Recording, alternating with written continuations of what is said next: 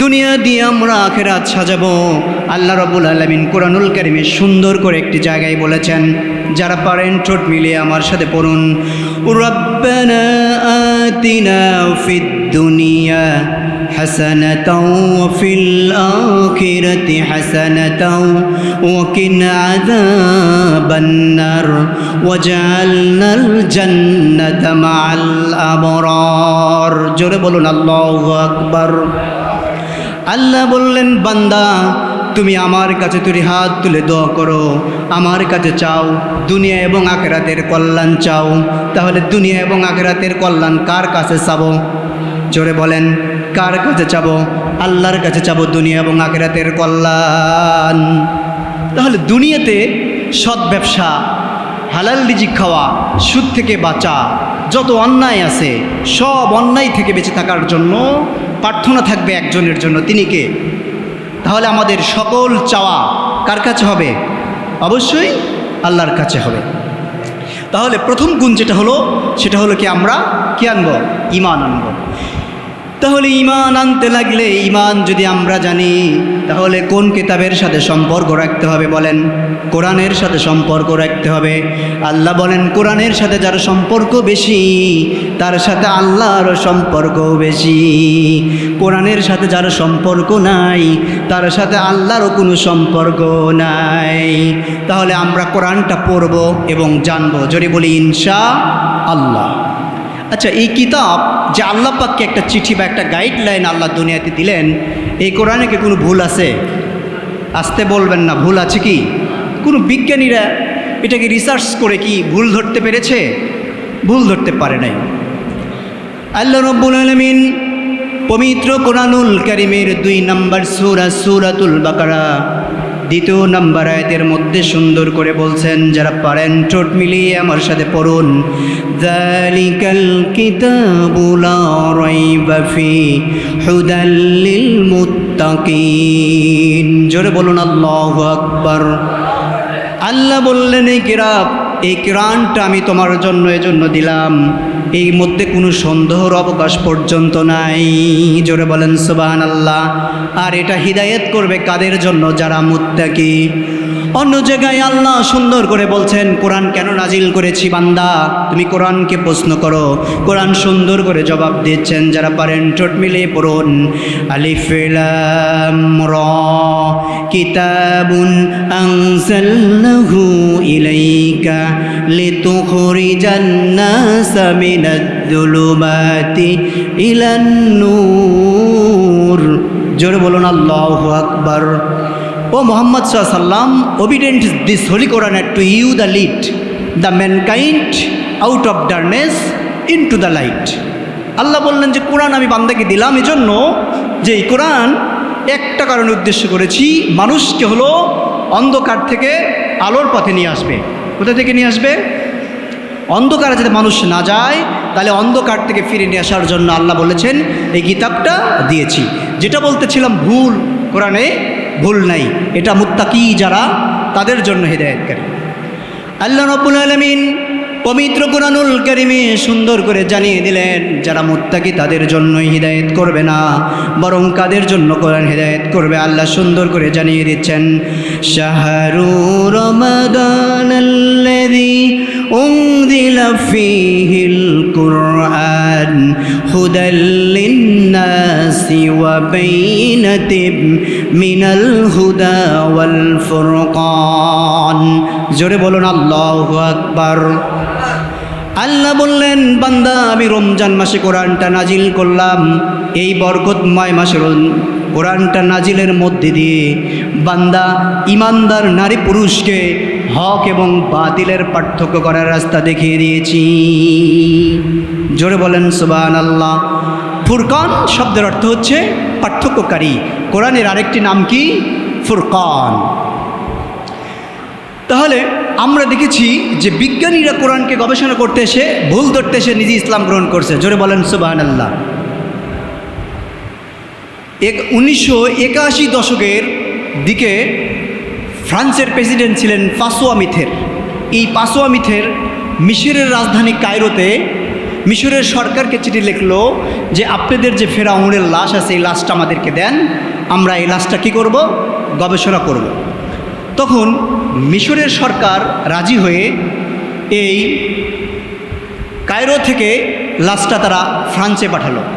তারা এই ফ্রান্সে যখন লাশটা নিয়ে গেল, নিয়ে যাওয়ার পর তারা গবেষণার কাজ যখন শুরু করার আগে তারা একটা বোর্ড গঠন করলো, মেডিকেল বোর্ড। এই বোর্ডের যিনি প্রধান ছিলেন তিনি হলেন ডক্টর মরিস বুখাইলি। এই ডক্টর মরিস বুখাইলি উনি গবেষণার করতে যেয়ে দেখলেন যে ফেরাউনের লাশে লবণ আছে। কি আছে? লবণ আছে। তখন তারা ভাবলেন যে লবণ যেহেতু আছে তাহলে অবশ্যই ফেরাউন কি সমুদ্রের পানিতে কি হয়েছে, মারা গেছে, সমুদ্রের পানিতেই মারা গেছে। একজন আর বললেন, স্যার সূরা ইউনূসের 90 নম্বর আয়াতে তথ্য দেওয়া আছে যে এই ফেরাউন কি করবে, তার লাশ সংরক্ষিত থাকবে। তাহলে তো আজব তথ্য। ডক্টর মরিস বুখাইলি উনি কোনোদিন আরবি পড়েন নাই। ডক্টর মরিস বুখাইলি উনি বললেন, কোরআনটা নিয়ে আসো, যদি কোরআনের মধ্যে কোনো ভুল থাকে তাহলে ভুলগুলো যদি কোনো জায়গায় ভুল থাকে ঠিকঠাক করে দেবো। জলে বলেন নাউজুবিল্লাহ। কোরআনটা নিয়ে আসলো। উনি তো আরবি পড়তে পারেন না। উনি কি করলেন, এটা তো পড়তে পারি না আরবি, তাহলে কি করা যায়? উনি বাংলা ভাষায় ট্রান্সলেট করলেন, বাংলা ভাষায় অনুবাদ করে কোরআন পড়লেন, গবেষণা করলেন, কিন্তু কোনো ভুল ধরতে পারলেন না। উনি মনে মনে ভাবলেন, তাহলে অবশ্যই এটা ইংরেজি ভাষায় যদি আমি ট্রান্সলেট করতে পারি, ইংরেজি ভাষায় যদি ট্রান্সলেশন করি, তাহলে আমি কোরআনের ভুলতে ধরতে পারবো। তিনি কি করলেন, ইংরেজি ভাষায় আরবি কোরআনটা কি করলেন, ট্রান্সলেট করলেন, করে তিনি ভুল ধরার চেষ্টা করলেন, পারলেন না। জোরে বলেন সুবহানাল্লাহ। এই মরিস বুখাইলি উনি তখন চিন্তা করলেন, তাহলে যে ভাষায় কোরআন নাজিল হয়েছে ওই ভাষা যদি আমি শিখতে পারি তাহলে কোরআনের ভুল ধরতে পারবো। তাহলে উনি কি কোরআন শেখার জন্য, কোরআন দিয়ে আমল করে নিজের জীবন গড়ার জন্য কোরআন পড়লেন, নাকি ভুল ধরার জন্য? আসতে বলবেন না, কি ধরার জন্য? ভুল ধরার জন্য উনি কোরআন পড়লেন। সর্বশেষ তিনি বিভিন্ন স্কলারদের কাছে ফোন দিলেন। দীর্ঘ সময় নিয়ে কোরআনটা তিনি পড়লেন এবং গবেষণা করলেন। গবেষণা করে করে শেষ পর্যন্ত দেখলেন সূরা ফাতিহা থেকে শুরু করে নিয়ে কোরআনের সকল সূরাগুলো পড়ে নাস পর্যন্ত শেষ করলেন। তখন তিনি বুঝতে পারলেন কোরআনে তার কোনো ভুল নাই, বরং কোরআন তার নিজের ভুলগুলো ধরে দিয়েছে। জোরে বলেন সুবহানাল্লাহ। ডক্টর মরিস বুখাইলি তিনি কি করলেন, মরিস বুখাইলি সুন্দর করে তখন কি বললেন, ইসলাম গ্রহণ করলেন আর জাতিকে জানিয়ে দিলেন যে কোরআনের মধ্যে কোনো ভুল নাই। জোরে বলেন সুবহানাল্লাহ। আল্লাহ পাক কোরআনে যা দিয়েছেন তাই চ্যালেঞ্জ। মশার কথা কোরআনে আছে না নাই? মশার নামে আয়াত আছে সূরা বাকারার 26 নম্বর আয়াত। আল্লাহ যখন এই আয়াত নাজিল করলেন, কাফের মুশরিকরা বলল যে তোমার আল্লাহর খায়া দেয় কাম নেই, মশার আয়াত নাজিল করলেন। কিন্তু মশা উদাহরণ দেওয়ার কারণ আছে। মশা কি খুব দুর্বল পানি না শক্তিশালী পানি বলেন তো? মশা যে কামড় দেয়, বিজ্ঞান বলছে কোন মশা কামড় দেয়? স্ত্রী মশা না পুরুষ মশা বলেন তো? স্ত্রী মশা, কারণ পুরুষ মশা কখনো কামড় দেয় না, কারণ কোরআনে বাউদাতন শব্দটি আল্লাহ ব্যবহার করেছেন। আবার বিজ্ঞান বলছে মশার যে পাখা আছে এই পাখাটা প্রতি সেকেন্ডে ঝাপটা দেয় 300 থেকে 600 বার। জোরে বলেন সুবহানাল্লাহ। কয়শো বার? আবার মশাকে দুর্বল ভাবার কোনো কারণ নাই, কারণ নমরুদকে আল্লাহ কী দিয়ে শেষ করেছেন? মশা। আল্লাহ রাব্বুল আলামিন পবিত্র কোরআনুল কারীমের সূরা বাকারার 26 নম্বর আয়াতে সুন্দর করে জানিয়ে দিলেন, ইন্নাল্লাহা লা ইয়াস্তাহি আন ইয়াদরিবা মাসালান মা বাউদাতান ফামা ফাওকাহা ফাম্মাল্লাযীনা আমানু ফায়ালামুনা আন্নাহুল হাক্কু মির রাব্বিহিম وأما الذين كفروا فيقولون ماذا الله أراد يضل به كثيرا ويهدي به كثيرا وما يضل به إلا الفاسقون জোরে বলুন আল্লাহু আকবার। আল্লাহ বললেন, বান্দা আমি মশা কিংবা তদুপেক্ষা কোনো ছোট প্রাণীর উদাহরণ দিতে আমি লজ্জাবোধ করি না। কোরআনে মশার উদাহরণ এজন্য দিলে এখান থেকে শিক্ষা আছে না নাই? আরেকটা সূরা আছে কোরআনে, সূরাতুল আনকাবুত, আছে না ভাই? আনকাবুত, আনকাবুত শব্দের অর্থ হলো মাকড়সা। আল্লাহ মাকড়সার উদাহরণ এখানে করাচ্ছেন, কেন দিলেন? মাকড়সার মধ্যে হলো এরা স্ত্রী মাকড়সা যেটা হয় ওটা হলো বেঈমান, পুরুষ মাকড়সা যেটা স্বামী হয় ওটাতে কামড় দিয়ে কী করে? মেরে ফেলে। কারণ মাকড়সার বাসা তো আমরা চিনি, সুন্দর করে আঁকানো, কিন্তু এটা কি শক্তিশালী না দুর্বল? দুর্বল, দুর্বল বাসা বানানো নেই, একদম দুর্বল করে। কিন্তু এই দাগগুলো যে আগগুলো জ্যামিতি বক্স ফেল, জোরে বলেন ঠিক না? জ্যামিতি বক্স ফেল। তাহলে আল্লাহ কি বলেছেন দেখেন, আল্লাহ রাব্বুল আলামিন পবিত্র কুরআনুল কারীমে সুন্দর করে বলেছেন, মাসালুল লাযীনা ইত্তাখাযু মিন দুনিল্লাহি আউলিয়া কামাসালিল আনকাবুত। জোরে বলুন আল্লাহু আকবার। আল্লাহ বললেন, বান্দা যারা আমি ছাড়া পৃথিবীর অন্য কাউকে বন্ধু বানাবে, আমি আল্লাহ ছাড়া যারা অন্য কোনো মন্ত্রতন্ত্রের দিকে দৌড়াবে, ইসলাম বাদ দিয়ে অন্যদিকে দৌড়াবে, কোনো লাভ আছে নাকি? কোনো লাভ হবে না।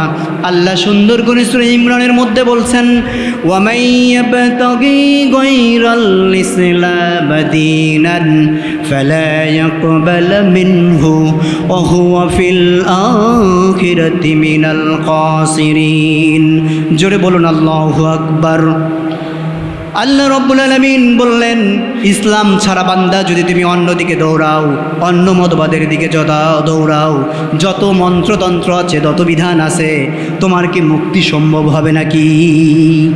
আমি সময় একটু খুব কম, তো এজন্য খুব বেশি সময় আপনাদের কষ্ট দেব না।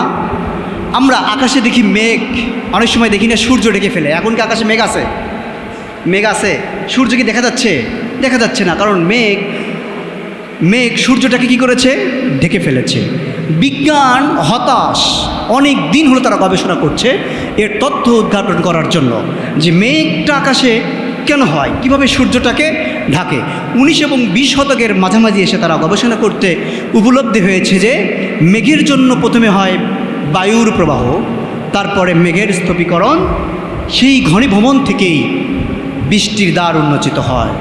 দেখেন, হালে প্রমাণ করলো বিজ্ঞান যে মেঘের জন্য বায়ু প্রবাহ, তারপরে মেঘের স্থূপীকরণ, তারপরে সেই ঘনীভবন থেকেই বৃষ্টি হয়।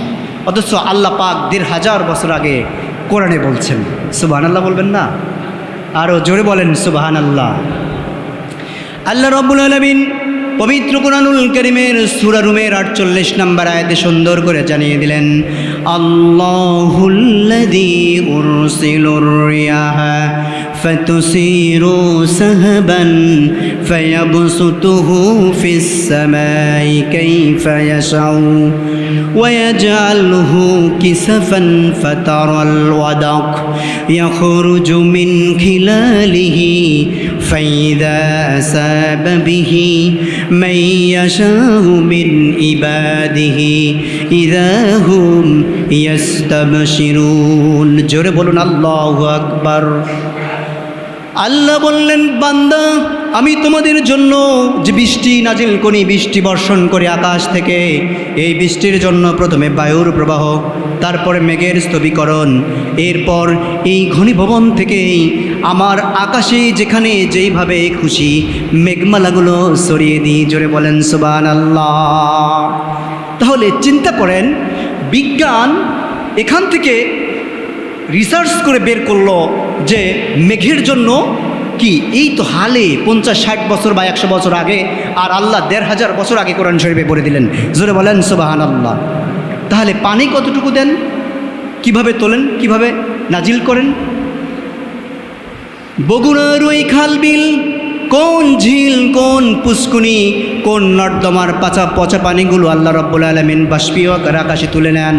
আবার নোয়াখালীর ওই বিল, ওই ঝিল, কোন জায়গার পানিগুলো আল্লাহ রাব্বুল আলামিন আকাশে তোলেন। আবার সমুদ্রের পানিগুলো লবণ না মিঠা, কোনটা বলেন? লবণ পানি। এই লবণ পানিগুলো আল্লাহ রাব্বুল আলামিন তুলে নেন। তিনি শুধু তোলেন নাকি ফিল্টারিংও করেন?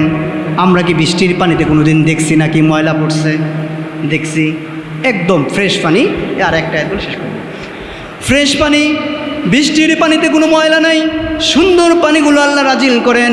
আল্লাহ রাব্বুল আলামিন সূরা যুখরুফের 11 নম্বর আয়াতের মধ্যে সুন্দর করে বলছেন, ওয়াল্লাযী নাজ্জালা মিনাস সামাই মাআন বিকাদারিন ফাআনশারনাহু বালদাতিম মাইতান কাযালিকা তুখরাজুন। জোরে বলুন আল্লাহু আকবার।